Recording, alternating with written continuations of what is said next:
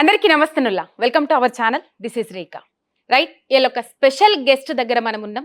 Dynamic political leader అన్నని బోయినపల్లి వినోద్ అన్న party వ్యవస్థాపక సభ్యులుగా ఉన్నారు. మాజీ ఎంపీ, అట్లనే అప్పటి ప్రభుత్వంలో ప్రణాళిక సంఘం ఉపాధ్యక్షులుగా అన్నున్నారు. ప్రస్తుత రాజకీయ పరిస్థితులు అట్లనే కొన్ని అంశాలు ఇప్పుడు మామూలుగా కొన్ని బురద జల్లే కార్యక్రమాలు కూడా నడుస్తూ ఉన్నాయి. అట్లాంటి అంశాలన్నీ అన్నతోని మాట్లాడదాం. నమస్తే అన్న. అన్నా అని పిలుస్తాన్నా, ఎందుకంటే మీ భావజాలాలు మాకు తెలుసు. వామపక్ష భావజాలాల నుంచి ఎదిగినరు అన్న. ముందుగా ఒక క్వశ్చన్ అడగాలనుకుంటున్నా. ఇప్పుడు ఏదైతే ప్రభుత్వ వ్యతిరేక పనులు ఉంటాయి, అంటే ప్రజలను ఇబ్బంది పెట్టే పనులు, వాటికి సంబంధించిన కొన్ని అంశాలు మేము చేసినప్పుడు, అంటే మెయిన్ స్ట్రీమ్లో కొన్ని చేసినప్పుడు కింద కొన్ని కామెంట్లు వస్తాయి అన్న.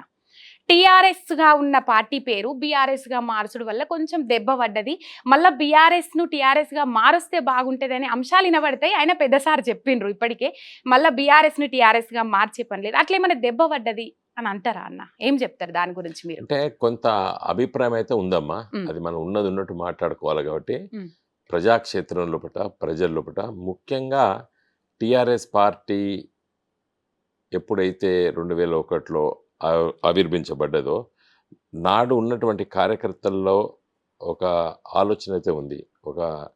వాళ్ళకి బీఆర్ఎస్ కంటే టీఆర్ఎస్ఏ బాగుంది, టీఆర్ఎస్ అంటేనే మనకు ప్రజల లోపల ఆ విధంగా ఉద్యమాన్ని లేపినము, తెలంగాణకు ఉన్నటువంటి పేగుబంధం తెగిపోయిందా అనేటువంటి మాటలు కూడా మాట్లాడుతున్నారు కొంతమంది. కాబట్టి మనం అలాంటి అభిప్రాయాలను తప్పుపట్టాల్సిన అవసరం లేదు.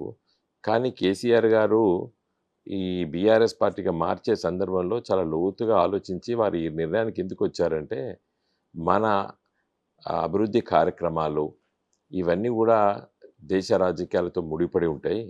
ఎందుకంటే ఎఫ్ఆర్బిఎం అనేది ఒకటి చట్టం ఉంది.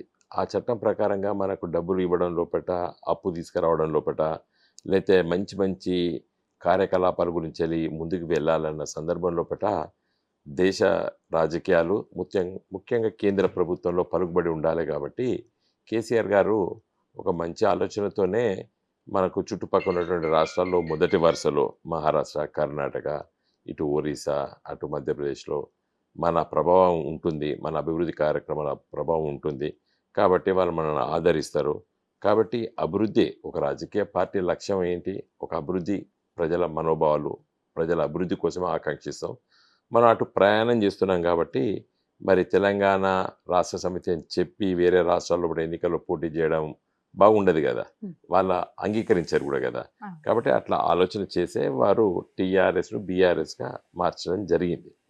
యాక్చువల్గా ఇంకా బీఆర్ఎస్ కంటే కూడా వారు అంటే వేరే అభిప్రాయం ఉండే వారికి, పార్టీ పేరు పెడదామని కూడా. కానీ దానికి కొంత ప్రొసీజరల్గా ప్రాబ్లమ్స్ ఉండే. కాబట్టి ఇది కూడా టీఆర్ఎస్ బీఆర్ఎస్కు పెద్ద వ్యత్యాసం ఉండదు కాబట్టి దీన్ని ఎంచుకున్నారు. కానీ ఇంతకుముందు మీరు అన్నట్టు మీరు తిరుగుతున్నప్పుడు ప్రజలు, కార్యకర్తలు అభిప్రాయంతో ఉన్నారమ్మా.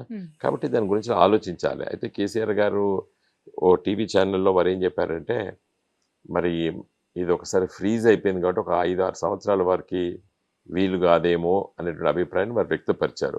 చూద్దాం, ఇప్పుడు ఈ ఎన్నికల కమిషను అప్పుడంతా కూడా ఎన్నికల గడబడిలో ఉండబట్టున్నారు. ఒకసారి వెళ్ళి ఆలోచన చేసి ప్రయత్నం చేస్తాము. కేసీఆర్ గారు ఏదైనా సూచన చేస్తే తప్పనిసరిగా వెళ్ళి ఆలోచన చేస్తాము. అయితే ఒక అభిప్రాయం అయితే ఉందమ్మా, దాన్ని నేను కూడా అంగీకరిస్తున్నాను. ఎందుకంటే నేను కూడా మరి తిరుగుతున్న సందర్భంలో చాలామంది అభిప్రాయాన్ని వ్యక్తపరిచారు. అన్న, ఇన్ని సంక్షేమ కార్యక్రమాలు మనం అసెంబ్లీ ఎన్నికల రిజల్ట్ చూసుకోవచ్చు, లోక్సభ ఎన్నికలకు వచ్చేసరికి అది మొత్తం పడిపోయినట్టుగానే మనకు అనిపించింది. మామూలుగా ఈ కాంగ్రెస్ సర్కార్కి అతి తక్కువ కాలంలో ఇంత వ్యతిరేకత మూటగట్టుకున్నది పార్టీ ఏది అంటే కాంగ్రెస్ పార్టీ అని ఇప్పుడు పనులు పశువురని అడిగినా చెప్తారన్న. కాకపోతే ప్రధాన ప్రతిపక్షంగా బీఆర్ఎస్ ఉంది కాంగ్రెస్ పార్టీకి. ఈ బీఆర్ఎస్కు మళ్ళాల్సిన కాంగ్రెస్ వ్యతిరేక ఓటు ఏదైతే ఉందో బీఆర్ఎస్కు మళ్ళేది ఉండే అని చాలా మంది అభిప్రాయపడ్డారు. ఈ లోక్సభ ఎన్నికలలో చూసుకున్నట్లయితే అది బీజేపీకి పోయేటట్టు చేసింది ఎవరో చేసిండ్రని ముచ్చట్లయితే వినబడుతున్నాయి అన్న. దానికి ఏం చెప్తారు మీరు? ఎవరైనా రేవంత్ రెడ్డి బీఆర్ఎస్ వాళ్ళే బీజేపీకి ఓట్లు వేసిందని చెప్పి మాట్లాడాడు కదా రేవంత్ రెడ్డి. అవునమ్మా, దానికి మంచిగా స్పష్టమైన జవాబు చెప్తాను నేను. ఇప్పుడు నేను కరీంనగర్ పార్లమెంట్ నియోజకవర్గంలో గత 6 మాసాలు విస్తృతంగా నేను పర్యటించాను, తిరిగాను. బహుశా 17 పార్లమెంట్ స్థానాల లోపల ఉమ్. నా అంతా కూడా ఎవరు తిరిగినరో లేదో నాకు తెలియదు. మాకు ఆశలు ఉండే అన్న ఆ. వస్తది కరీంనగర్ వస్తది. అయితే ఆ విధంగా ఉండేనమ్మా. ఉమ్. డిసెంబర్లో రాష్ట్ర ప్రభుత్వం పోయినప్పటికీ జనవరి, ఫిబ్రవరి, మార్చ్, ఏప్రిల్ మొదటి వారం వరకు ప్రజలు ఇంతకుముందు మీరు అన్నట్టు కాంగ్రెస్ పార్టీ పట్ల అతి తక్కువ సమయంలో కూడా వ్యతిరేకత ఆలోచనలు భావాలు వ్యక్తపరిచిండ్రు ప్రజలు. అయ్యో మేము గిట్లా అనుకోలేదు, మార్పు అంటే ఏదో మంచి జరుగుతుంది అనుకున్నారు, చెడు జరుగుతుంది అనుకోలేదు, మరి మాకు ఇచ్చిన హామీలు ఒక్కటి కూడా అమలు అవుతలేదు, ఒక బస్సు ప్రయాణం ఫ్రీ మహిళలకు తప్పితే ఒక్కటి కూడా చేయలేదు అనేది చాలామంది మాట్లాడిన మాట నిజమే. అందుకే మాకు ఒకనొక సమయంలో పట తప్పనిసరిగా మనం గెలుస్తామనే అభిప్రాయం మాకి కలిగింది, మన పార్టీ శ్రేణులకు కలిగింది. మొదట్లో అంత లేకుండే, డిసెంబర్ జనవరి అయ్యో ఓడిపోయినాం కదా ఎందుకు పోటీ చేయాలనే అభిప్రాయం కూడా కొంతమంది కార్యకర్తలకు వచ్చింది, కొంతమంది పోటీ చేసేటువంటి అభ్యర్థులు కూడా వచ్చింది, నేను చూశాను. కానీ అది ఆఖరికి నామినేషన్లు వేసి దేశవ్యాప్తంగా ఎన్నికల వాతావరణం టీవీలలో మన సోషల్ మీడియాలో ప్రజలు ఆలోచనలన్నీ కూడా ఢిల్లీలో మోడీ ఉండాలే అనేటువంటి ఒక అభిప్రాయము కలిగింది ఏది కొంతమంది ఓటర్లకి. ముఖ్యంగా మన తెలంగాణ రాష్ట్రం లోపట అది ఏదో కాంగ్రెస్ వ్యతిరేక ఓటు బీజేపీకి పోయింది అనేది కూడా కరెక్ట్ కాదు. కాంగ్రెస్కు వేయాలనే వాళ్ళు కాంగ్రెస్కి వేసిండ్రు. ఎవరంటే మెజార్టీ ముస్లిం సోదరులు, మెజార్టీ దళిత క్రైస్తవ సోదరులు, తర్వాత కొంతమంది దళిత సోదరులు, తర్వాత కొంత బీజేపీ వ్యతిరేక ఆలోచన భావజాలం ఉన్నటువంటి వామపక్ష అభ్యుదయవాదులు, వీళ్ళందరూ కూడా బీజేపీని ఓడగొట్టాలంటే కాంగ్రెస్కి వేయాలనేటువంటి ఆలోచన వాళ్ళకు వచ్చింది. ఇంకా మోడీకి ఓటు వేయాలనే వాళ్ళు మోడీకి వేశారు, మధ్యతరగతి కుటుంబాలు వేశారు. నేను చెప్తున్నాను కదమ్మా, నేను తిరిగి చూశాను, తర్వాత ఎన్నికల ఫలితం వచ్చిన తర్వాత కూడా నాకు అభిప్రాయం కలిగింది. కేసీఆర్ గారు కరీంనగర్ తప్పనిసరిగా ఇంతకుముందు మీరు అన్నట్టే అన్నారు కరీంనగర్ గెలుస్తుంది. నాకు నమ్మకం లేకుండే ఓటింగ్ అయిపోయిన తర్వాత. నేను చెప్పిన గెలవమని కూడా చెప్పాను, పత్రికా విలేకరులతో కూడా చెప్పాను, నేను చాలా స్పష్టంగా చెప్పాను. అయితే ఓ విధంగా క్రేవింగ్ అంటే ఓటర్ మహాశయుడు నేను మోడీకి వెయ్యకపోతే తప్పేందో అన్నంత